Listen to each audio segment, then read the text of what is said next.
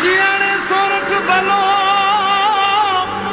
અને ઉનાળે ગુજરાત, એ વરસાદે વાગણ ભલો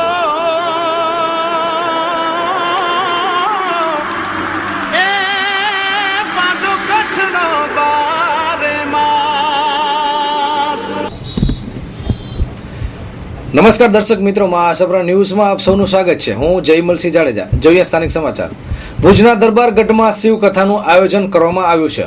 કથાનું રસપાન કરવા માટે ભાવિકોને આમંત્રણ પાઠવવામાં આવ્યું છે. ખાસ કરીને દરબાર ગઢમાં આવેલ આ મહાદેવનું મંદિર પુરાણું મંદિર છે અને એની પાછળ મહત્વનો ઇતિહાસ છુપાયેલો છે. ત્યારે ખાસ કરીને શિવ કથા સાથે સાથે આ શિવ મંદિરનો મહિમા પણ જાણશું. સૌ પ્રથમ તો હું આભાર માનું છું નામદાર શ્રી પ્રાગમલજી ત્રીજાનો કે જેણે આ પ્રાણાંગણમાં અમને કથા કરવાના માટે હા આપી. બીજો હું આભાર માનું છું શ્રી શાસ્ત્રી શ્રી જનક મહારાજનો, જેને અમને ખૂબ ખૂબ સહકાર આપ્યો. ત્રીજો આભાર માનું છું હું રજનીકાંતભાઈ જોશીનો, જેને અમને ખૂબ ખૂબ સહકાર આપ્યો. અને અમારા જે આ હેમંતભાઈ ઝાલા, એને ખૂબ ઉત્સાહથી આ પ્રસંગને શોભાવ્યો છે. અને આભાર માનીએ છીએ દરબાર ગઢ મિત્ર મંડળનો, જેને અમને ખૂબ ખૂબ સહકાર આપ્યો છે. એક નાનકડી વ્યક્તિ પણ જો આટલું સારું આયોજન કરી શકતો હોય તો એ બહુ પ્રેરણાદાયી વસ્તુ છે. મારું નામ જયંતિભાઈ ચૌહાણ. આજે આ કચ્છ જિલ્લા ભુજના શહેરમાં પાટનગરમાં ભુજ પાટનગરમાં જે પ્રાગમલજી મહેલ આવેલું છે, તે ઐતિહાસિક મહેલ છે. એના પટાંગણમાં ધનેશ્વર મહાદેવનું મંદિર આવેલું છે, જ્યાં ધનેશ્વર મહાદેવ બિરાજમાન છે.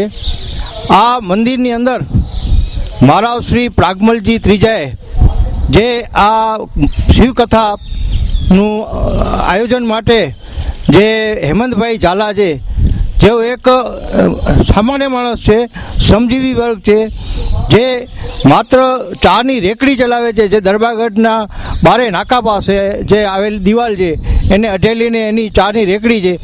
એ અહીંયા કને જે ધનેશ્વર મહાદેવ બિરાજમાન છે એના ઉપર એને અતૂટ શ્રદ્ધા છે અને એ વર્ષોથી એની સેવા કરે છે.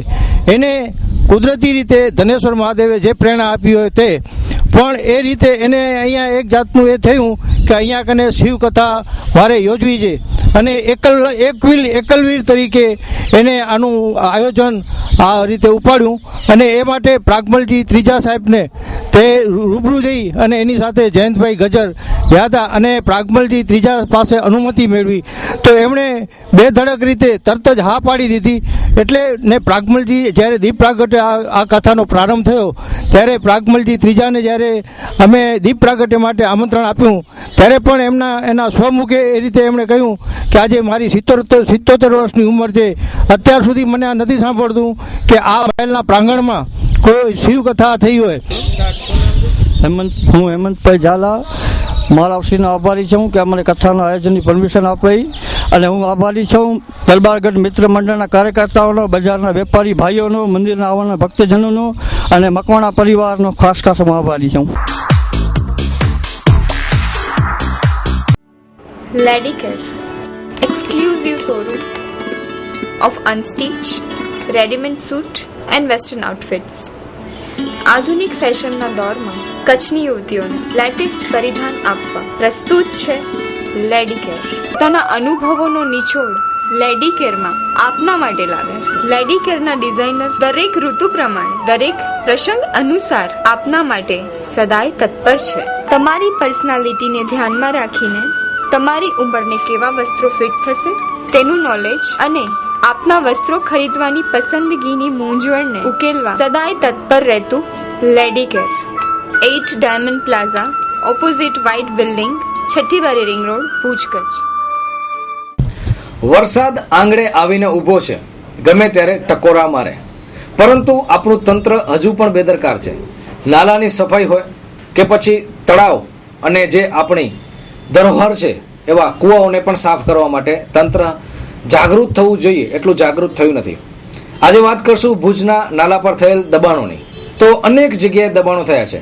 ક્યાંક મોટા માથાઓ દબાણ કર્યા છે, ક્યાંક મોટી સંસ્થાઓ દબાણ કર્યા છે, પરંતુ એનો ભોગ બનવું પડે છે નાના માણસોને.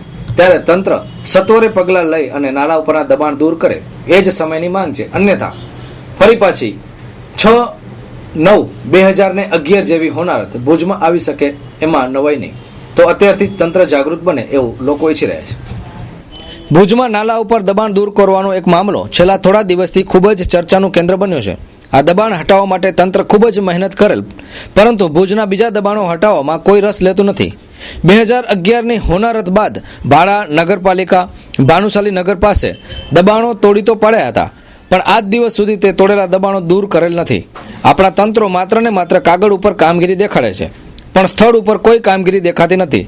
લોટસ કોલોનીથી દેસરસર તળાવમાં જતા રસ્તા પર અને વરસાદી નાલા પર વર્ષોથી મોટા માથાના દબાણો, સામાન્ય માણસના દબાણો તથા ધાર્મિક દબાણો યથાવત છે. આ દબાણો હટાવવામાં તંત્રો નિષ્ફળ ગયા છે. તંત્રોની મીઠી નજર હેઠળ આ દબાણો થયાના પણ આક્ષેપો નગરજનો કરી રહ્યા છે. પ્રી મોન્સૂન એટલે કે વરસાદ પહેલાની કામગીરીના નામે ભુજ નગરપાલિકા માત્ર ને માત્ર કાગળ ઉપર જ કામ કરતું હોય તેવો લોકો સણસણતો આક્ષેપ કર્યો છે. દેસરસર તળાવની બીજી મુખ્ય આવ જે શાંતિ નિકેતનની બાજુમાંથી પસાર થઈ લાયન્સ હોલની નીચેથી જાય છે, તે નાલું અંદાજે 15 ફૂટ પહોળો છે. તે કચ્છ મિત્ર પ્રેસની બાજુમાં મુખ્ય નાલામાં માત્ર 2 ફૂટનું જ નાળું રહ્યું છે. તો આપ જ વિચારી શકો છો કે 15 ફૂટના નાળામાંથી માત્ર નીકળતું પાણી 2 ફૂટનું જ રહી ગયું છે. તો આપ જ વિચારો, 15 ફૂટના નાળામાંથી અત્યારે માત્ર 2 ફૂટની જગ્યામાંથી જ પાણીનો નિકાલ થઈ રહ્યો છે. સામાન્ય નગરજનોને ખબર પણ નહીં હોય, પણ સરકારી તંત્રોને આ ખબર છે તેમ છતાં કોઈ જ કામગીરી કરવામાં આવતી નથી. ભુજ નગરપાલિકા, ભાડા કે કલેક્ટર આ બાબતે કોઈ જ ગંભીર થશે કે કેમ એ પણ અત્યારે યક્ષ પ્રશ્ન ઉપસ્થિત થયો છે. જ્યારે આ તમે જોઈ રહ્યા છો તે નાલાનો એક ભાગ આખો બંધ કરી નાખવામાં આવેલ છે, તે પણ ખૂબ જ ગંભીર બાબત છે. ગુજરાત SSC બોર્ડ દ્વારા આજે પરિણામ જાહેર થયું. રાજ્યનું 65.12% અને કચ્છનું 48% પરિણામ આવ્યું. 0% એક સ્કૂલ આવી, જ્યારે 91 થી 99% જિલ્લાની 18 સ્કૂલ આવી છે અને A+માં 36 બાળકોએ પોતાનું હીર બતાવ્યું છે. SSC બોર્ડનું આજ રોજ પરિણામ જાહેર થયું. વહેલી સવારથી જ બાળકો અને વાલીઓએ ઇન્ટરનેટ ઉપરથી પરિણામ મેળવ્યું. કચ્છની 214 હાઈસ્કૂલમાંથી 27,090 વિદ્યાર્થીઓએ પરીક્ષા આપી, જેમાં 12,695 વિદ્યાર્થીઓ પાસ થયા અને 14,254 નાપાસ થયા. 0 રિઝલ્ટ વાળી ગયા વખતે 11 સ્કૂલ હતી, આ વખતે 1 સ્કૂલ છે. આમ જોવા જઈએ તો કચ્છના શિક્ષણમાં વધારો થયો છે અને શિક્ષણનું સ્તર ઊંચું આવ્યું છે. 30%થી નીચે પરિણામ પહેલા 42 શાળાઓ હતી, આ વર્ષે 40 શાળાઓ છે. માતૃછાયા ગર્લ્સ હાઈસ્કૂલનું 90.41% પરિણામ આવ્યું, જેમાં A રેન્ક મેળવીને 7 દીકરીઓ મેદાન માર્યું છે. માતૃછાયામાં 240 છોકરીઓમાંથી 217 પાસ થઈ છે. જોઈએ અહેવાલ. જ્યારથી ટીંગલીગર શરૂ કર્યું ત્યારથી દીકરીઓ એટલી સરસ રીતે કેળવાય છે, અભ્યાસથી માંડી અને દરેક પ્રવૃત્તિઓમાં એમનું વ્યક્તિત્વ એટલું ફૂલે ફાલે છે કે અમને ઉપર જતાં આમ બહુ આસાનીથી દીકરીઓ સરસ રીતે પરિણામ હાંસલ કરી શકે છે.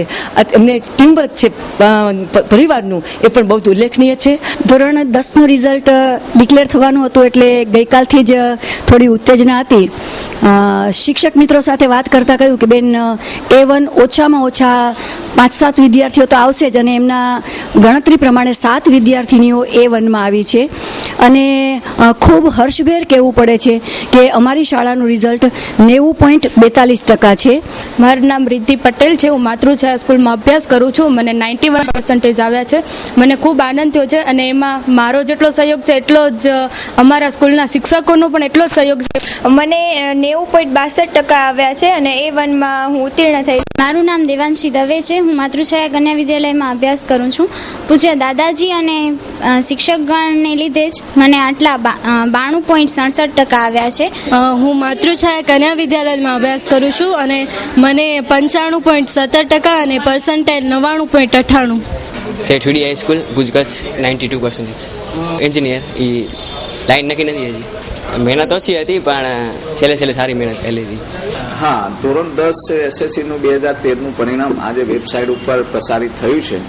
એની સ્ટેટિસ્ટિકલ ડેટા જોતા તો બોર્ડનું રિઝલ્ટ છે 65.12% છે. એની તુલનામાં કચ્છ જિલ્લાનું રિઝલ્ટ 48% થાય છે. આમ સમગ્ર રીતે જોઈએ તો કચ્છની અંદરથી કુલ 27,090 વિદ્યાર્થીઓ પરીક્ષામાં બેઠા હતા, તો એની અંદર 12,000 સમથિંગ પાસ થયા છે અને 14,000 સમથિંગ વિદ્યાર્થીઓ ઉત્તીર્ણ થઈ શક્યા નથી.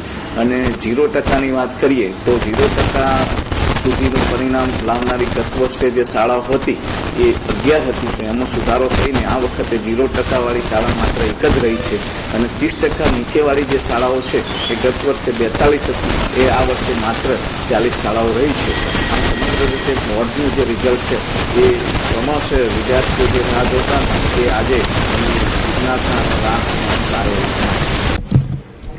હવે ટેલિગ્રામનો ટીક ટીક અવાજ ભૂતકાળ બની જશે. સરકાર હવે 15મી જુલાઈથી આ ટેલિગ્રામની સેવાને બંધ કરશે.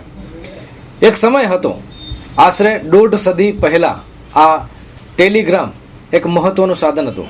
સંદેશા વ્યવહાર માટે મહત્વનું બની રહેલું આ ટેલિગ્રામ મશીન હવે ભૂતકાળ બની જશે. પોસ્ટમેન જ્યારે ટેલિગ્રામની બૂમ પાડે ત્યારે વ્યક્તિ ઘરમાંથી બહાર નીકળી આવે કે શું સમાચાર હશે, પરંતુ આ બધી જ વાત હવે ભૂતકાળ બની જશે. આ છે ટેલિગ્રામ. 1.5 સદીથી પણ વધારે સમય સુધી આ ટેલિગ્રામ મશીને લોકોને સંદેશા પહોંચાડ્યા છે. હવે આ ટેલિગ્રામ મશીન ભૂતકાળ બની જશે અને ભૂતકાળ બની જશે એનો ટક ટક અવાજ. કોઈ પણ ઘરમાં જ્યારે પોસ્ટમેન તાર એમ બૂમ મારે ત્યારે ઘરના લોકોના ધબકારા વધી જતા. અર્જન્ટ ખબર પહોંચાડવાનું એકમાત્ર આ ટીક ટીક વાળું મશીન શું સમાચાર લઈ આવ્યું હશે એની લોકો કાગડોળે રાહ જોતા. અને જ્યારે ઇન્ટરનેટ, મોબાઈલ, આધુનિક સગવડતા નહોતી ત્યારે આ ટેલિગ્રામ એક મહત્વનું સાધન હતું. આધુનિક સમયમાં હવે આ ટીક ટીક વાળું મશીન ટેલિકોમ્યુનિકેશન યુગમાં બંધ થઈ જતા ફેસબુક, ઈમેલ કે SMS યુગમાં લોકોને હવે વધુ ઝડપી સમાચારો મળી રહ્યા છે. ત્યારે હવે આ મશીન પણ ભૂતકાળ બની ગયું છે. 1987 અને તે પહેલા અને ત્યાર પછી ભુજમાં 1000 ટેલિગ્રામ ઉતરતા હતા અને 30 શબ્દોના માત્ર ₹3.50 ચાર્જ થતો હતો. આજે મિનિમમ ચાર્જ ₹30 છે. ટેલિગ્રામ કઈ રીતે કામ કરતું, એના ટક ટકમાં કઈ રીતે શબ્દો બહાર પડતા, એ જોવું અને સાંભળવું રોચક છે. તો જોઈએ એક ઝલક.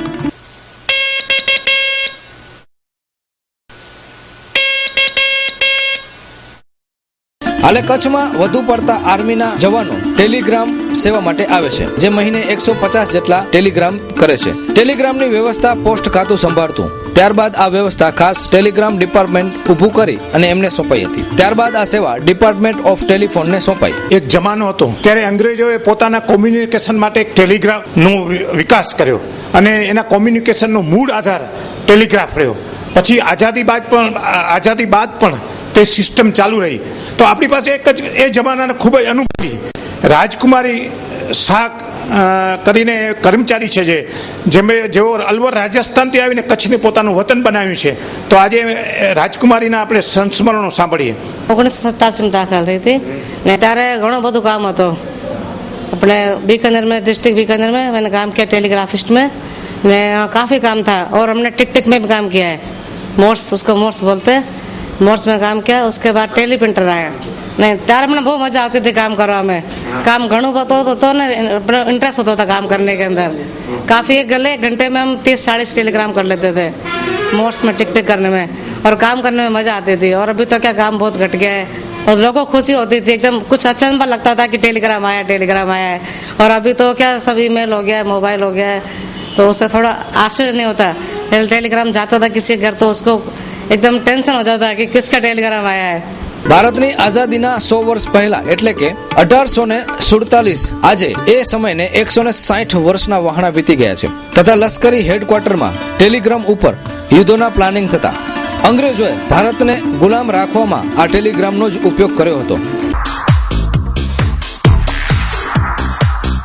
તીર્થધામોની પુણ્યભૂમિ ભારત, ભારતની દેવભૂમિ હિમાલય, ઉત્તર ભારત, દક્ષિણ ભારત કે પૂર્વ ને પશ્ચિમ સીમાઓને એક કરીને માણવાની કડી તીર્થયાત્રા. મહિમા સમજીને માણવા જેવી યાત્રા એટલે પ્રફુલભાઈ ગઢવી પ્રેરિત શ્રી સ્વામિનારાયણ સ્પેશિયલ ટ્રેન 4 ધામ યાત્રા.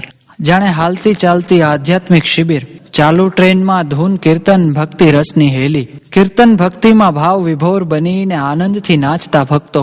સંધ્યા સમયે ટ્રેનમાં ભગવાનની આરતી. જ્યાં સમય મળે કે સ્થાન, ભાવભર્યા કીર્તનો સાથે ને રાસ ગરબાની રમઝટ. દરેક યાત્રિકને સ્લીપિંગ કોચમાં આરામદાયક સુવાની સીટ. પવિત્ર અને શુદ્ધતાથી ગાળી ચાળીને બનાવેલું સ્વાદિષ્ટ ગુજરાતી ભોજન. શુદ્ધ ઘીનો વપરાશ, દર્શન કરવા જવા આવવા માટે સ્પેશિયલ બસોની વ્યવસ્થા, ત્યાં બસમાં પણ ભજન કીર્તન અને આનંદનો ઉત્સવ. ગુજરાતના બધા જિલ્લાઓ અને ગુજરાત બહારથી સેંકડો કુટુંબ મળીને બને છે એક પરિવાર. શ્રી સ્વામિનારાયણ સ્પેશિયલ ટ્રેન પ્રફુલભાઈ ગઢવી સાથે આધ્યાત્મિક અનુભૂતિ કરાવતી સાત્વિક તીર્થયાત્રા. ધ સ્વામિનારાયણ સ્પેશિયલ ટ્રેન ઓફિસની કોઈ પણ જાણકારી તથા બુકિંગ માટે આ નંબર પર સંપર્ક કરો 9426499994 9408830362 9408686329. ભુજ હાટ કરોડોના ખર્ચે નિર્માણ પામ્યું. મુખ્યમંત્રી નરેન્દ્ર મોદી ભુજ હાટના પ્રાંગણમાં વચ્ચે ઊભા રહી અને જ્યારે બલૂનને છોડ્યા હતા ત્યારે દરેક કચ્છી કલાકારને, દરેક કચ્છી આર્ટિસ્ટને એક સાંત્વના મળી હતી કે હવે અમને ધંધો મળી રહેશે. પરંતુ અફસોસની વાત એ છે કે ભુજ હાટ જેના માટે નિર્માણ પામ્યું છે એ કારીગરને આ ભુજ હાટ કોઈ જ રીતે ઉપયોગી સાબિત થયું નથી. ભ્રષ્ટ કર્મચારીઓથી આ ભુજ હાટ ઘેરાયું છે એવો સણસણતો આક્ષેપ મહાસાપરા ન્યૂઝને ટપાલ દ્વારા એક પત્ર મળ્યો છે એમાં કરાયો છે. ખાસ કરીને જનતાના કરોડો રૂપિયા પાણીમાં ગયા છે ત્યારે જોઈએ મહાસાપરા ન્યૂઝનો એક વિશેષ અહેવાલ. ભુજ હાટ એટલે કચ્છી કારીગરો માટેનું હાર્ટ કહી શકાય કે કચ્છી કારીગરો માટેનું હૃદય સમાન આ સ્થળ અત્યારે બેકાર ભાસે છે. ખાસ કરીને મુખ્યમંત્રી નરેન્દ્ર મોદીએ આ ભુજ હાટનું લોકાર્પણ કર્યું હતું, પરંતુ આજે એ લોકાર્પણ સાબિત થયું હોય એવું લાગતું નથી. ભુજ હાટ અનેક ભ્રષ્ટાચારી લોકોના ચંગુલમાં ફસાયું છે એવા આક્ષેપો મહાસાપરા ન્યૂઝને ટપાલ દ્વારા મળેલ એક કાગળમાં થયા છે. કુટીર ઉદ્યોગના ધંધાર્થી ભાઈ બહેનો પણ આક્ષેપો કર્યા છે. ભુજ હાટ ગુજરાત સરકારના ઇન્ડેક્સ સી નિગમના હાથમાં વહીવટ ધરાવે છે. આ નિગમમાં મેનેજરની જગ્યા ખાલી છે. મેનેજરની જગ્યા ઉપર ક્લાર્કને જવાબદારી સોંપવામાં આવી છે. આ ક્લાર્ક ભૂતકાળમાં વિવાદિત પ્રવૃત્તિઓમાં સંડોવાય હોવાનો સણસણતો આક્ષેપ પણ થયો છે. ભુજ હાટમાં એસી રૂમના બેફામ ઉપયોગો બાબત પણ રજૂઆત થઈ છે.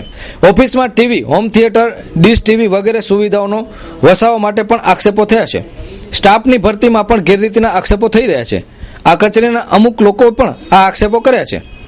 ગુજરાત સરકાર ભુજ હાટના મેનેજમેન્ટ યોગ્ય રીતે ન કરતી હોવાનો આક્ષેપો પણ મહાસાપરા ન્યૂઝને મળેલ પત્ર અને ખાસ કરીને સંબંધિત વ્યક્તિઓ દ્વારા પણ થયા છે. કરોડોના ખર્ચે ઊભું થયેલ આ ભુજ હાટ માત્ર ને માત્ર ઉત્સવ સિવાય કંઈ જ કરતું નથી. એકાદ બે ભુજ હાટમાં મેળા કરીને સરકાર સંતોષ માની લે છે, પરંતુ ખરેખર એનો ઉપયોગ શું હતો એના ઉપર કોઈ જ ધ્યાન દેવાયું નથી. ત્યારે સરકારી તંત્ર અને આપણા લોકપ્રતિનિધિઓ આ અંગે જાગૃત થાય તો જ આ ભુજ હાટનો ઉદ્દેશ સર્યો ગણાશે.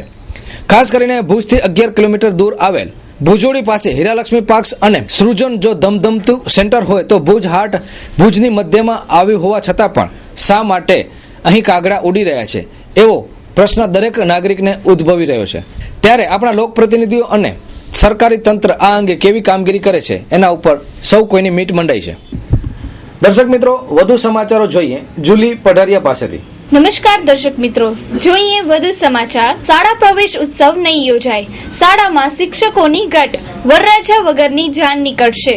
અમારી રજૂઆત એ છે કે લાખોંદ ગામની અંદર ગયા દિવસે અમે જે રજૂઆત કરી અને એનો પડઘો જે કચ્છ મિત્ર દ્વારા પેપર એટલું આવ્યું અને જે શાળા પ્રવેશોનો વિરોધ કરવાનું કારણ એક જ છે કે બીજું માનનીય શ્રી નરેન્દ્ર મોદીના જે કાર્યક્રમો છે સરકારશ્રીના, એ કાર્યક્રમનો અમે સ્વરૂપ લઈ અને સ્વીકાર કરીએ છીએ. પરંતુ અમારી રજૂઆત ઘણા સમયથી કે છેલ્લા 3 વર્ષથી જે લાખોંદ ગામની અંદર એક શિક્ષક છે મીનાબેન પટેલ જેનું નામ છે, એ ગામથી 3 વર્ષ પોતાની વ્યવસ્થા, પોતાની સગવડ માટે વ્યવસ્થા કરી અને મિર્જાપરમાં ભણાવે છે. અમે અનેક વખત રજૂઆતો કરી છે, લેખિત અને મૌખિક.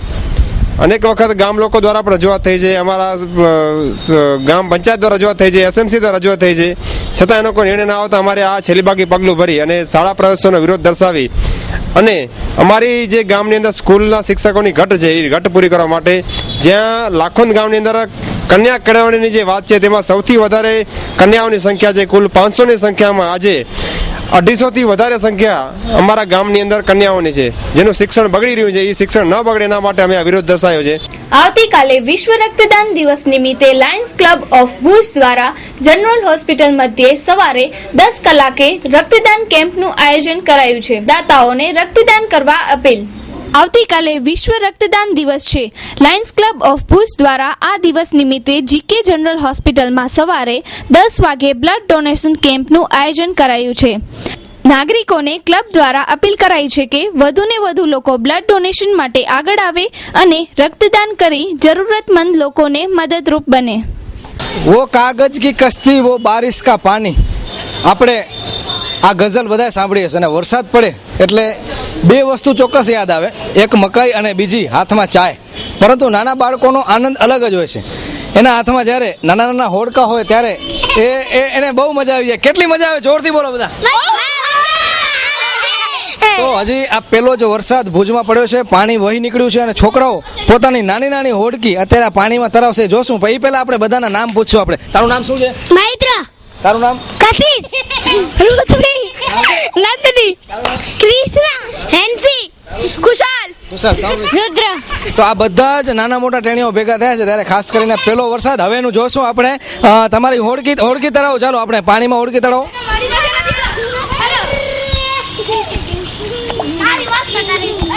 મિત્રો હવે જોઈએ ક્રાઇમ ફાઇલ.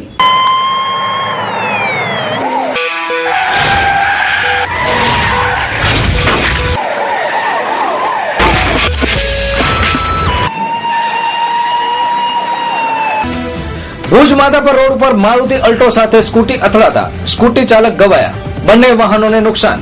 ભુજની ભાગોળે આવેલા માધાપરમાં ઘરની બાજુમાં ન રહેવાની બાબતમાં મારામારી થતા પિતા પુત્રીને મારવાની ફરિયાદ પોલીસ ચોપડે નોંધાઈ છે. ભુજની ભાગોળે આવેલા માધાપરમાં યક્ષ મંદિર પાસે ઘરની બાજુમાં રહેતા કરીમાબાઈને મારવાનો કિસ્સો પોલીસ ચોપડે નોંધાયો. માધાપર યક્ષ મંદિર પાસે રહેતા રાહેબ સાલે, ઓસમાન સાલે, રશીદ સાલે, અલ્લાહ રખિયા હુસેન સમાએ, કરીમાબાઈ તથા તેમના પિતા મજના મહમદ સમાને આ 4 શખ્સો મળીએ માર્યો હતો, જેમાં મજના મહમદ સમાને ભુજની જીકે જન હોસ્પિટલમાં દાખલ કરેલ છે. મજના મહમદ અમારી સાથે અમને અમારી જમાઈ ફોન કરી, છોકરીની મથાકટું છોકરીને કોટ્યો છે માણસ, એ રાયબ સાલે ધોકો માર્યો. અન્ય એક ક્રાઇમ પણ માધાપરથી આવ્યો છે, જેમાં માધાપરના ઇન્દ્રવિલાસ સોસાયટીમાં કડિયા કામ દરમિયાન સિમેન્ટના છાંટા ઉડતા પડોશીએ કડિયાઓને ધોકાથી માર્યો, પોલીસ ફરિયાદ નોંધાઈ. ભુજની ભાગોળે આવેલા માધાપરમાં કડિયા કામ કરતા લાલજી રણજીત, નરેશ ધનજી મહેશ્વરી તથા ધનજી હમીર મહેશ્વરીને પોતાની વાડીમાં સિમેન્ટના છાંટા ઉડતા કડિયાઓને લખીબેન પટેલ તથા ગોવિંદભાઈ પટેલ એમ બંને મળીને ધોકા અને પાઇપ વડે હુમલો કર્યો હતો અને હુમલામાં ભોગ બનનાર આ 3 શખ્સોને જીકે જન હોસ્પિટલમાં સારવાર માટે દાખલ કરાયા છે. લાલજી રણજીત એટલે અમે 3 દિવસનું કામ કરીએ છીએ ઇન્દ્રવિલાસમાં, અને ડોસી આવી હવે છાંટા ઉડતા છાંટા ઉડો ન જોઈએ. પછી આવીને એ નાનો ઘરવાળો ધોકાવાળી કરી 3 જણાને, ને આ ડોસી કહે છે કે 3 લાખ રૂપિયા દો. શેઠ ગાણે કહે છે 3 લાખ રૂપિયા દો પછી કામ કરો. ને 3 લાખ તો કોઈ નો દે નહીં હમણાં. ને અહીંયા અમે માર્યો, અહીંયા ધોકા માર્યા, પગમાં માર્યા, ટાઇલ્સ ઉખાણી નાખી, પછી અમે ભાગ્યા. એક જણું ઘાયલ થઈ ગયો અમારો. પછી ઓને લઈ ને અમારો શેઠ આવી અને અહીંયા લઈ આવ્યા અમે. નખત્રાણા ગામે નાની બાળકીને ટ્રકે ચકડી નાખતા અરેરાટી વ્યાપી ગઈ હતી. કાગળિયા અને પ્લાસ્ટિક વીણતા એક પરિવારની આ કૌશલ્યા ઉંમર વર્ષ 12 ને તેની માતા ભણાવતી હતી. તેના પિતાનું 2 માસ પહેલા જ અવસાન થયું હતું. આ શ્રમજીવી પરિવારની બાળકી સ્કૂલ ડ્રેસમાં જતી અને વસ્તુ ખરીદવા જતા ટ્રક નંબર GJ12W 7098 ને ડ્રાઈવરે રિવર્સ લેતા આ બાળકી ચકડાઈ જતા નખત્રાણાથી ભૂલ લઈ આવતા મૃત્યુ થયું છે. એક કાગળિયા વીણતા શ્રમજીવી પરિવાર ઉપર જાણે આબ તૂટી પડ્યું હોય તેવું લાગી રહ્યું છે. દર્શક મિત્રો, રજા લેતા પહેલા જોઈએ 2 મિનિટ અને 20 ન્યૂઝ.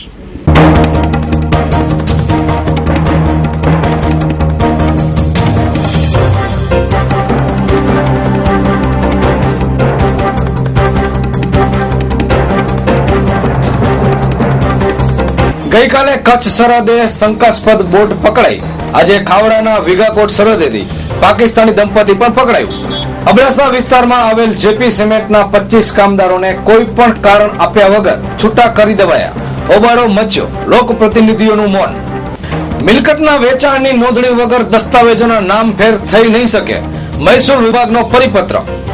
ભારતીય ફોજના 6 જવાનોએ ભારતની ચીન સામેની ગુપ્ત માહિતી લીક કરતા સનસનાટી.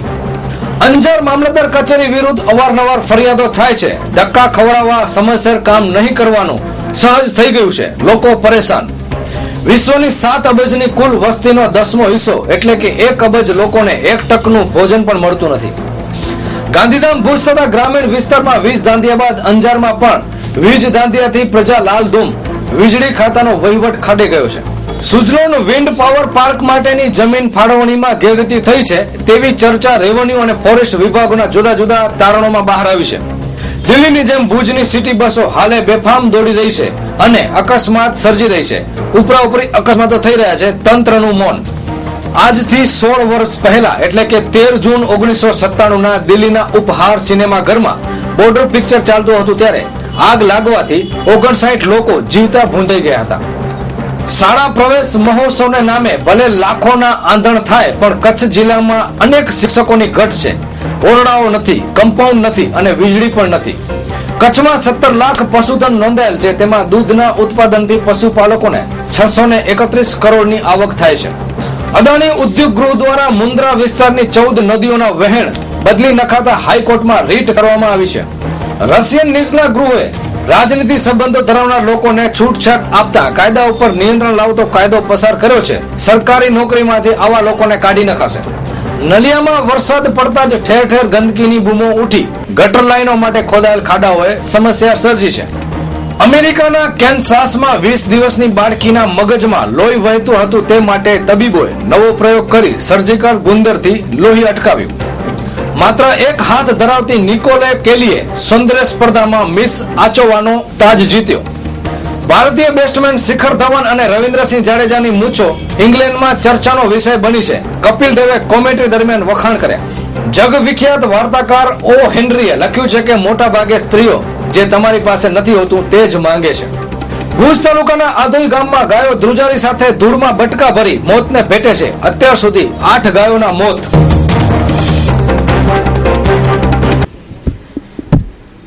તો મિત્રો આ હતા અત્યાર સુધીના સમાચાર. આપ પણ આપની સમસ્યા કે ફરિયાદ માં આશાપુરા ન્યૂઝના આ CUG નંબર 9725206123 અને 9725206137 આમ 23 થી 37 સુધીના 15 નંબર ઉપર આપ આપની સમસ્યા કે ફરિયાદ અમને મોકલી શકો છો. અમો આપના અવાજને તંત્ર સુધી પહોંચાડવા સુધીનું માધ્યમ બનશો.